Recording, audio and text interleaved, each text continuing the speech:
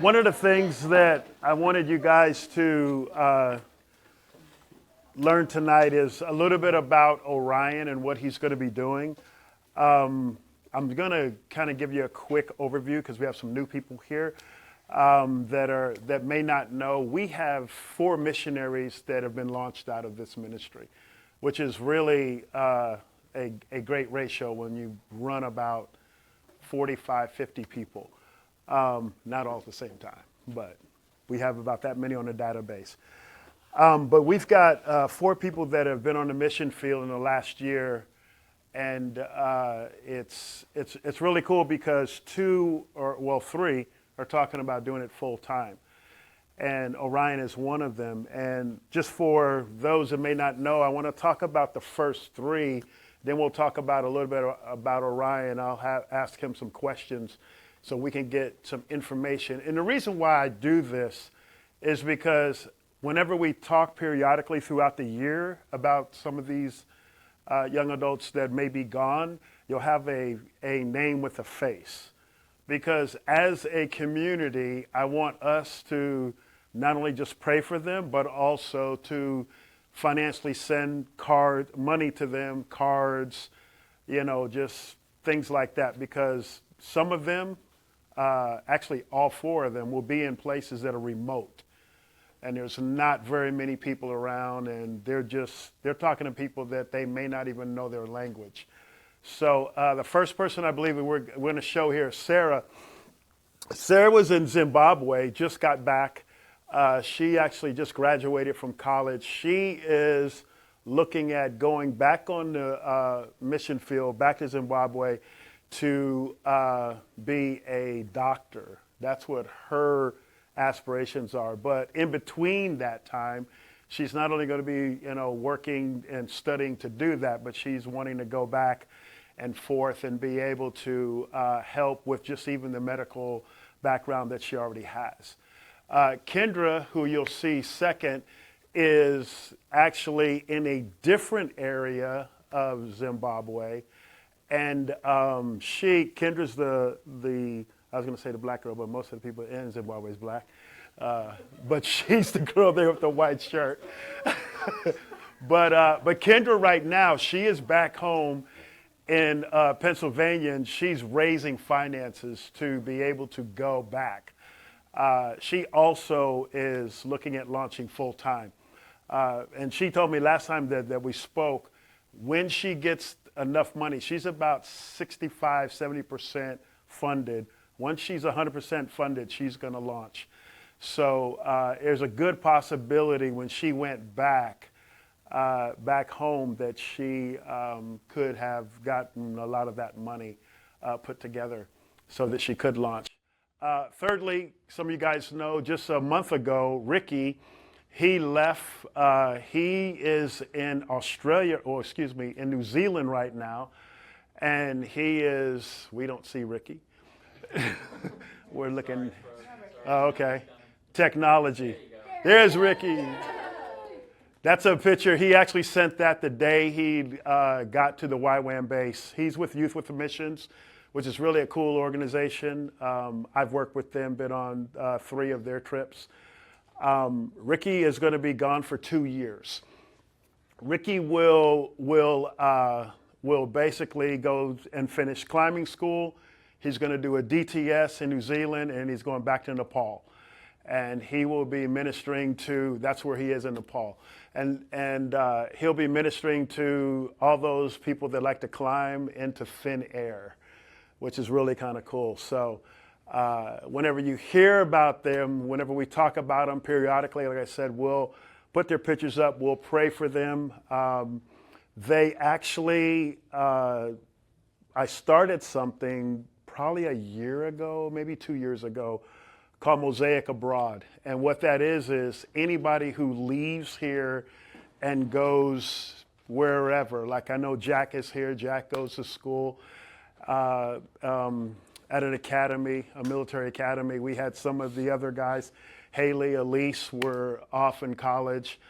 And so anytime somebody leaves Wesley Chapel to go somewhere, we like to have them give us updates. Let us know how they're doing, what they're doing, so that we not only can just pray for them, but also, you send them a card or something like that. Because, like I said, all three of those guys are in places where there's very little, the population is very low, but also they're in places where they don't speak the language. And so sometimes it can get pretty lonely when you're out there and people are talking and you're like going, I have no idea what you're saying, but I'll smile, kind of thing. So, but what I'd like to do right now is bring Orion up. Orion will be leaving, it's like, because this is your last Tuesday, right? Yeah. Yeah. So, so Orion will be leaving, and he's going back to Bible college, and I'm going to have him talk a little bit about where he was, but then what he's wanting to do, because he's also wanting to go full time on the mission field. So, Orion, you come on up here so so you won't be sitting crazy land like that. All right. Just go ahead and tell a little bit about what you have done as far as on the mission field. Okay, so this year is when I actually became a missionary. Earlier this year, I started off with my first trip to the Amazon jungle on the border of Peru, Colombia, and Brazil, going up and down the river, and they just drop us off at tribes and say like, okay, have fun, and they give us an interpreter, and we just follow that guy, and that is an interesting experience. But it was awesome because we got to see a lot of salvations. We also had a kind of like this big event where surrounding tribes will come who are believers, and we teach them about the Bible, and then we send them back out because we believe in the Great Commission. And there's places in the Amazon where I'm not allowed to go simply because I'm white. They have statues of them impaling white people. So there's people who can go there because they're not the same color as me, and they actually look like they belong there. So that's the goal of that first mission trip. My second one was somewhat recently. I was in Southeast Asia, and I was in Cambodia for the first country. And that was just going all over the country, just all different parts, spending time with tribes, different kids in cities, in the slums, villages, and all kinds of it was very fast-paced. We had our contact there, and our contact was like, we're going here now, we're going here now. And it was hard to process everything. It was very fast. But it was awesome because we got to worship and help plant a new church. And the church got to experience worship with a team from members from all around the world, because I go to Christ for the Nations. And so we had people from Brazil on our team, people from Romania, Bulgaria,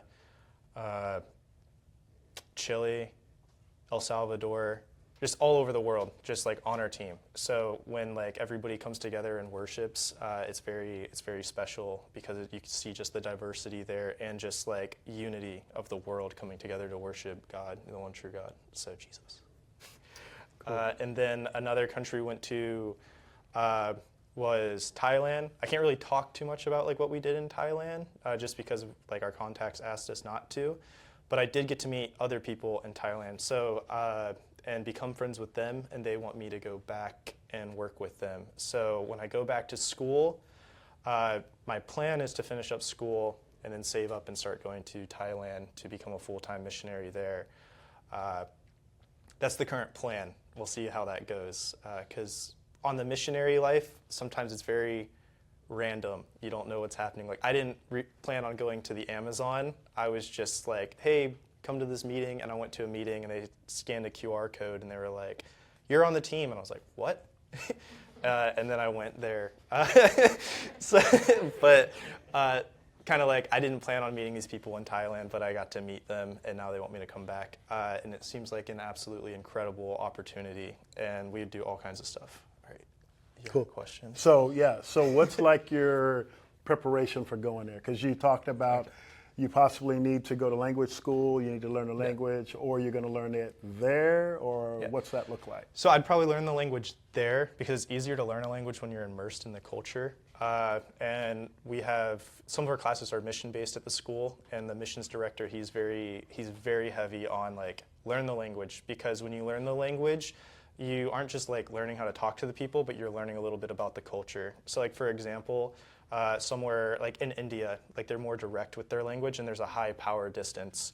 So like if they come over to the United States and they ask for water in English, the literal translation of how they would ask for water comes out to "give me water," and it sounds very rude, but it's actually just direct, and that's how they ask for water in their country. So when you learn the language, you get to learn about like what kind of social like hierarchy they have, because in Asia there's a lot of power distance, you know, like elders, seniors, you know, family, and all that. So I would be learning it there. They would put me through 2 different programs, and that'd consist of like the first part of my trip, but they'd also have me doing various ministry at the same time. So how long would that process of learning, how long is that? They said it, I can't remember off the top of my head, but it would be at least a few months for the first section, and then like after that it'd be like another few months, and after that they'd be like, it's enough to send you out and you can kind of learn as you go. So Okay. Is there anything that you can say, like kind of the wet the whistle, let us tease us a little bit, what you would be doing? So like we would specifically. Yeah. So with the people that I met, my friends, they do all kinds of stuff. They do stuff over on the border of the country, in the middle of the country, surrounding countries, and various countries throughout Asia. So I can't really talk about everything because some of it is like we're not really allowed to talk about it. But Thailand is less than 1% Christian, and a lot of the other surrounding countries are big into Buddhism, and in other parts of Asia, Hinduism, and they can be hostile towards Christians. So it could be a kind of seriously dangerous situation. Yeah, some stuff could be dangerous for sure. If you guys want to talk afterwards, it's just I can't really talk about it on the camera with it being live streamed. But I will. We're not live streaming, are we? We're recording right now. Well, we're recording, okay. So, We can edit, man, we can edit. but it's being live streamed. I'm not gonna, We're not live streaming. yeah, We don't live stream. you cut it off.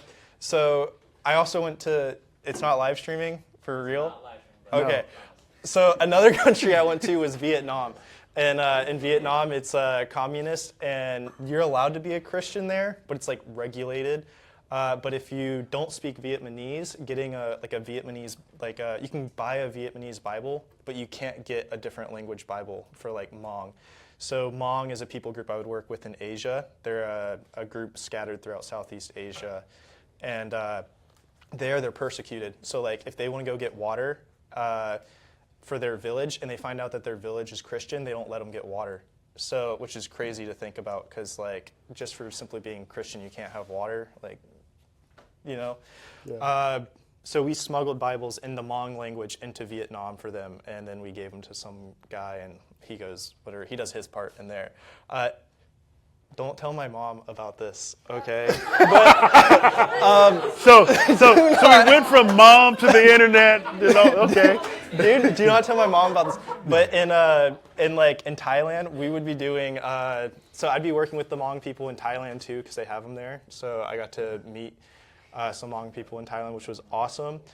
We'd be doing stuff on the border of Burma, where there's a war going on right now. So that's kind of why I can't talk about that one that much. And there's refugees, and Thailand doesn't want to accept them, and Myanmar wants to kick them out. So it's like they're kind of just like there existing and struggling. Yeah. Maybe some stuff in Laos. I don't know if I would do stuff in Laos, but someone actually just got like executed recently in Laos because they were a believer and they wouldn't stop talking about Jesus, and they just executed them. And then here's the crazy one, okay? Because I don't know if I'm going to Laos, but the crazy one is, so normally people will smuggle Bibles into China, but the people I would be with want to smuggle Bibles into China to smuggle them into North Korea. So that's why I said don't tell my mom about that one. But, Yeah. so, For a good cause. yeah. It's like, but Jesus sent me. Now, does that mean that'll happen? I don't know. It was just kind of like in the talk of like things that could happen. Yeah. So that's a possibility. But a lot of the stuff I would do in Thailand is I'd start off learning the language. I'd be doing like children's ministry, different like different stuff like helping with English because they're trying to teach people there English too because it creates more job opportunities. And they also want someone who is like my age and white from a different part of the world so that they can see people around the world at a younger age, not just old guys worshiping God and doing it. They can actually see like, no, people still do this. And also because I speak English, it would help for them to teach English to the locals. Okay. And so you're looking at doing this right now. I would love to go Rest of right your now, life. but Yeah. I have to go back to school, and God kind of like opened the door for school, and I can't deny that because it's just so the way that happened was like I just can't I can't not do it because of the way that it has happened.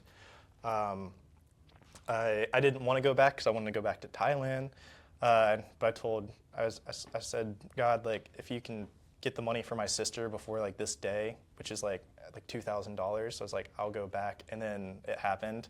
So I'm going back to school right now. And then when I went to sign up, I turned down. So I had a full work scholarship at the school, and I didn't even meet the requirements for the scholarship.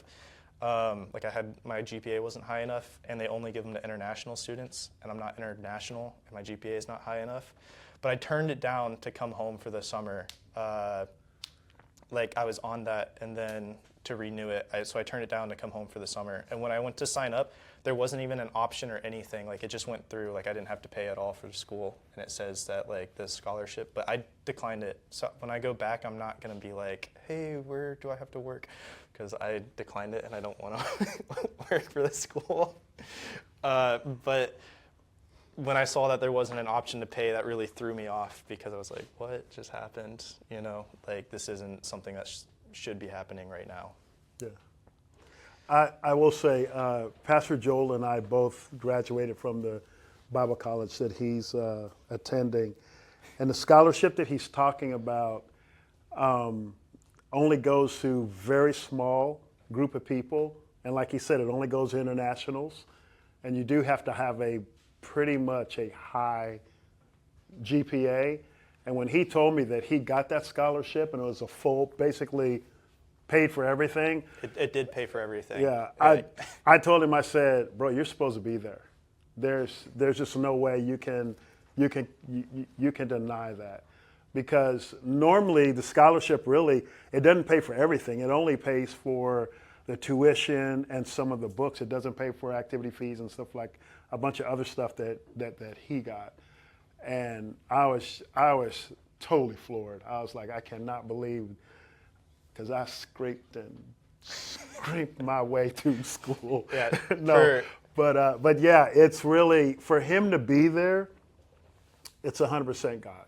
It is a miracle after a miracle after a miracle for him to be there. So Yeah, when I first went, I got like a job in my first interview, and then it paid for the first semester perfectly. And then the second semester, that's when like I had no money. I was just kind of like sitting in the room, and I was like, well, next week the next semester starts, and I go home unless God wants me here. And then I got a scholarship, and that blew my mind. I was like, how did that even happen? Because it shouldn't have happened at all. And I didn't apply for it. That's what was crazy, because I wasn't like, I was just told like, go ask for one, and if they tell you like no, they say tell them like we said it, and that was from one of the departments that works there. I guess they just really wanted to hire me, but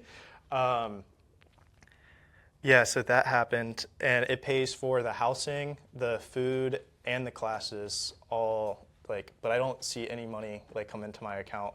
So when you like go out there and do missionary stuff, a lot of times missionaries are donation funded, and like they might not have food for the day or something because they're out there just like trying to do it even though they might not have money. Like I met this lady she's from here, but she went to India. She only went with $600 and like her dog, and got like this little tiny room in India.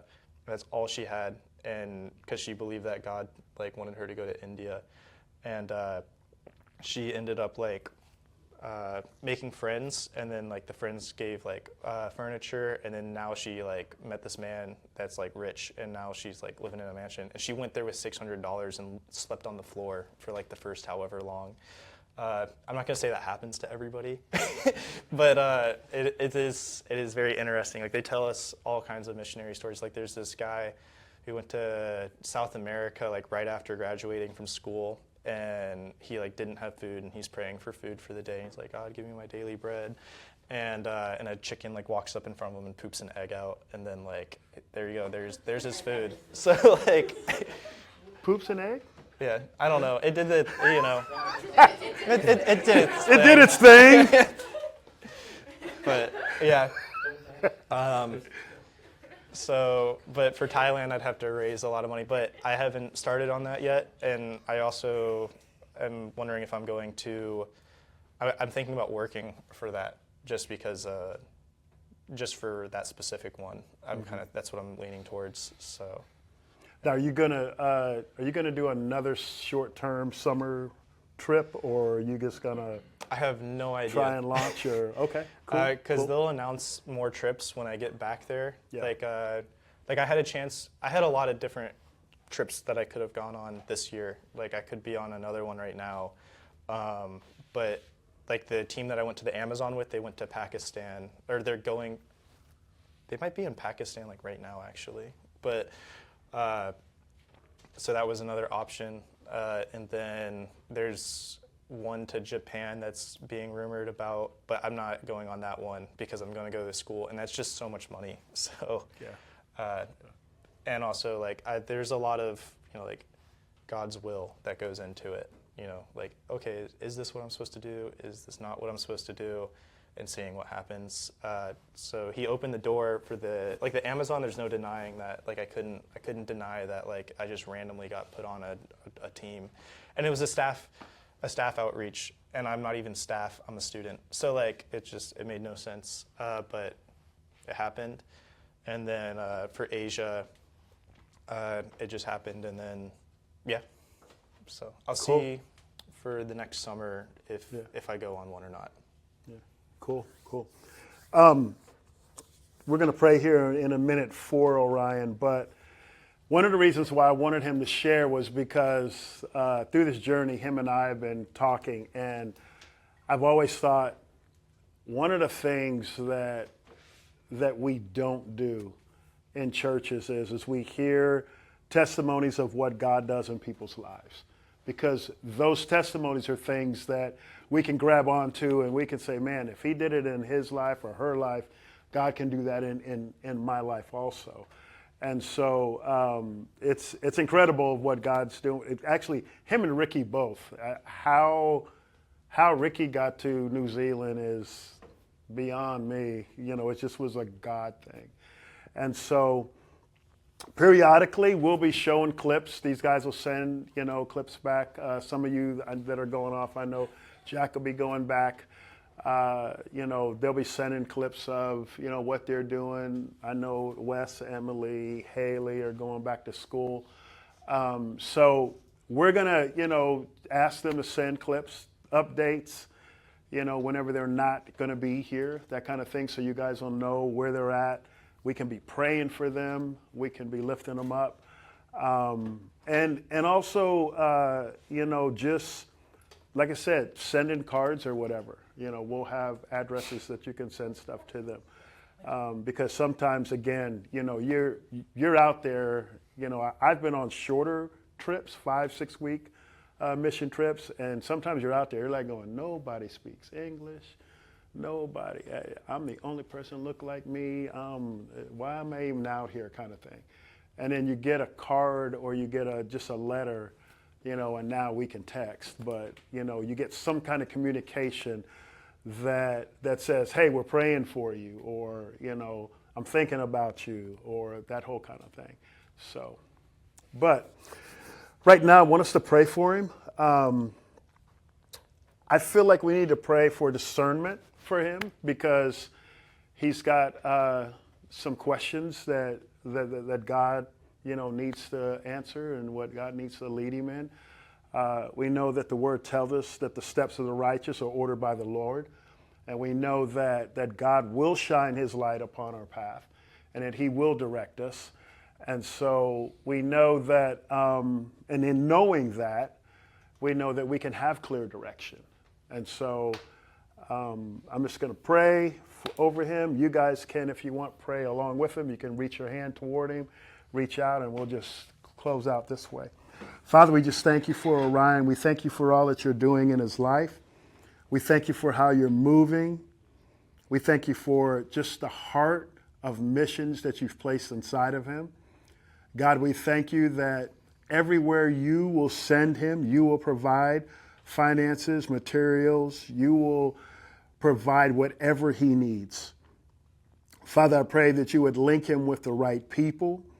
Father, I pray that this coming semester would be a semester that would be just a semester of learning, getting closer to you, learning more about your peace, learning more about how to hear your voice, how to walk in your word, and how to be the man of God in which you have called him to be. God, we ask your hedge of protection around him. Your word says that no weapon formed against us will prosper, and that every tongue that rises up against us would be closed in the name of Jesus. And God, we thank you. We thank you that you are strengthening, you are guiding. And Lord, I just pray for an ear that hears and eyes that see what the Spirit of God is saying and doing in his life. So God, we thank you. In your name we pray. Amen. Thank Amen. you. You're welcome. You're welcome, man.